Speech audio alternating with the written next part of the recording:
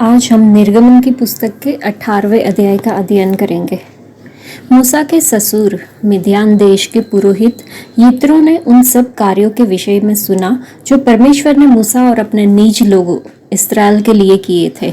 यित्रो ने सुना कि प्रभु इस्राएलियों को मिस्र देश से निकाल लाया है। मूसा का ससुर यित्रो मूसा की पत्नी सिपोरा को और उसके 2 पुत्रों को लेकर आया। उनमें से एक पुत्र का नाम गेरशोम और दूसरे का नाम एलिएजर था। जहां मूसा परमेश्वर के पर्वत पर पड़ाव डाले हुए थे, वहां निर्जन प्रदेश में उनका ससुर यित्रो अपने साथ मूसा की पत्नी और उनके पुत्रों को लेकर आया।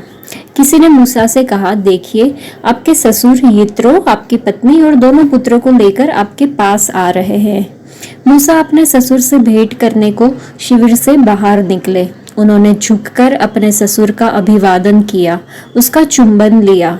वे एक दूसरे को कुशल मंगल पूछते हुए तंबू के भीतर आए।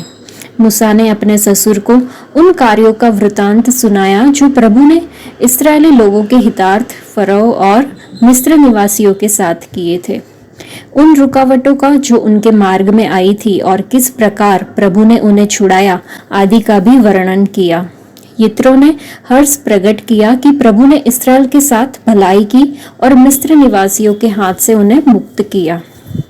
यित्रो ने कहा, प्रभु धन्य है जिसने तुम्हें मिस्र निवासियों के हाथ से, फराओ के हाथ से मुक्त किया। अब मुझे ज्ञात हुआ कि प्रभु समस्त देवताओं से महान है, क्योंकि जब मिस्र निवासियों ने इस्राएलियों के साथ तिरस्कारपूर्ण व्यवहार किया, तब उसने उनको मिस्र निवासियों की अधीनता से मुक्त किया। तत्पश्चात मूसा के ससुर यित्रो ने परमेश्वर को अग्निबलि एवं पशु बलि चढ़ाई। हारून तथा इस्राएल के सब धर्मवृद्ध मूसा के ससुर के साथ परमेश्वर के सम्मुख रोटी खाने आए। दूसरे दिन सवेरे मूसा लोगों का न्याय करने को बैठे। लोग सवेरे से संध्या तक उन्हें घेर कर खड़े रहे। जब मूसा के ससुर ने उन्हें लोगों का न्याय करते देखा, तब उनसे पूछा, लोगों के लिए तुम यह क्या कर रहे हो? क्या तुम अकेले बैठते हो? क्यों लोग सवेरे से संध्या तक तुम्हारे आसपास खड़े रहते हैं?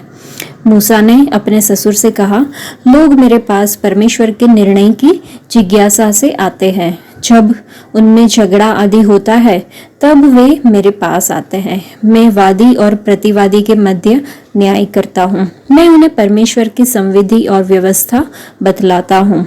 मूसा के ससुर ने उनसे कहा, जिस प्रकार तुम काम कर रहे हो वो अच्छा नहीं है। तुम और तुम्हारे साथ के ये लोग थक जाएंगे, क्योंकि यह कार्य तुम्हारे लिए अत्यंत भारी है। तुम अकेले इसे नहीं कर सकते हो।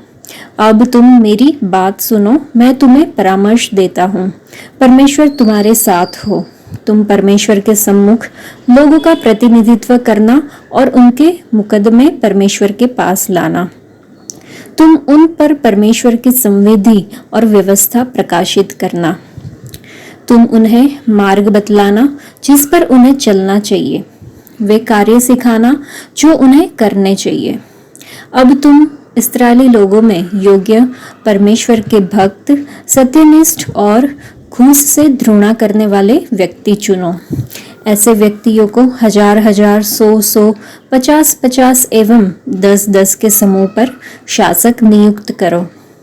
वे हर समय लोगों का न्याय करें। प्रत्येक बड़ा मुकदमा तुम्हारे पास लाया जाए, किंतु सब छोटे मुकदमों का न्याय वे स्वयं करें।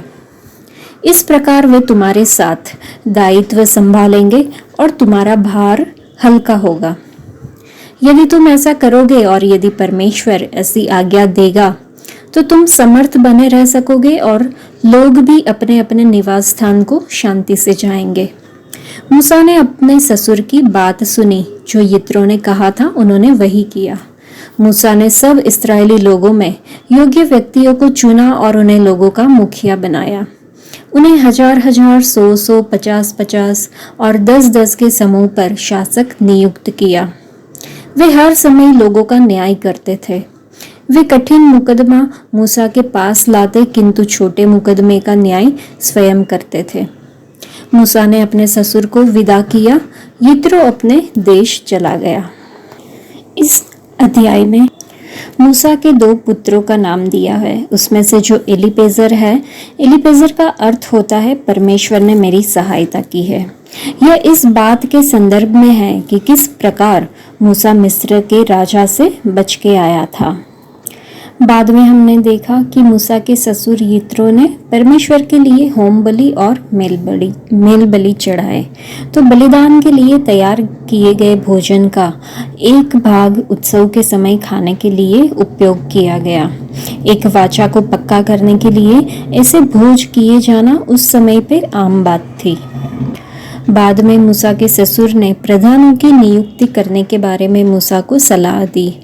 उन्होंने कहा कि तुम अकेले कब तक इतने सारे लोगों के झगड़े निपटाते रहोगे, क्योंकि यह इस्राएलियों के बीच होने वाले झगड़ों की ओर संकेत करते हैं कि जब वो जंगल में थे उस टाइम पे सब लोगों के घर में आपस में एक दूसरे के साथ बहुत सारे झगड़े होते थे। तो वो लोग मूसा के पास जाते थे, जिसे एक न्यायी द्वारा निपटाया जाना होता था।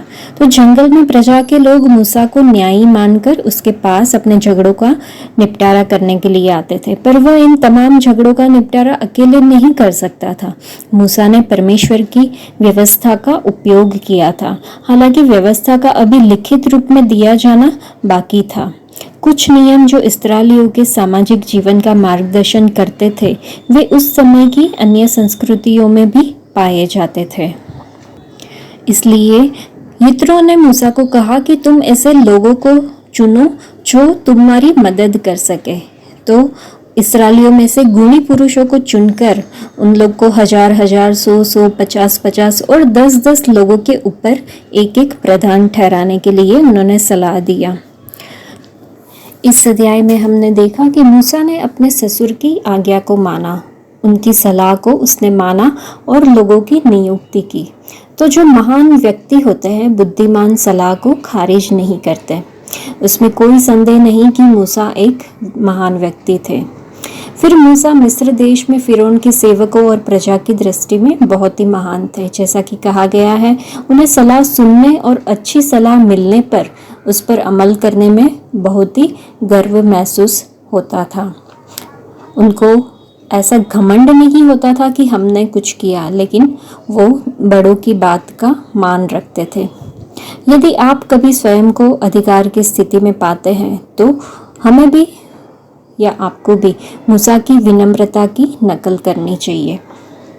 हमने देखा कि मूसा के ससुर को भी उनकी चिंता थी। उन्होंने कहा कि तुम ये अकेले इतने सारे लोगों के झगड़े नहीं निपटा सकते, इसलिए उन्होंने उनकी भलाई के लिए उनको मूसा को सलाह दी थी। हालांकि जो यित्रो थे वो एक पुजारी थे। तो जिस तरह से मूसा को फायदा हुआ, उसी तरह से जब दूसरे लोगों की नियुक्ति की गई तो वो लोग भी आगे बढ़े। उन्होंने भी सीखा कि मूसा किस तरह से न्याय करते हैं, तो उनके लिए भी फायदा हुआ और जो उनके साथ पूरी मंडली थी, जिन लोग के झगड़े होते थे, उन लोग को भी फायदा हुआ, क्योंकि उनका न्याय चुकाने के लिए एक की जगह पे बहुत सारे लोग हो गए थे। तो इस तरह से जो है हम देख सकते हैं कि साथ मिलकर कार्य करने से परमेश्वर की हम किस तरह से महिमा कर सकते हैं। आज के लिए इतना ही। परमेश्वर आप सबको आशीष दे। धन्यवाद।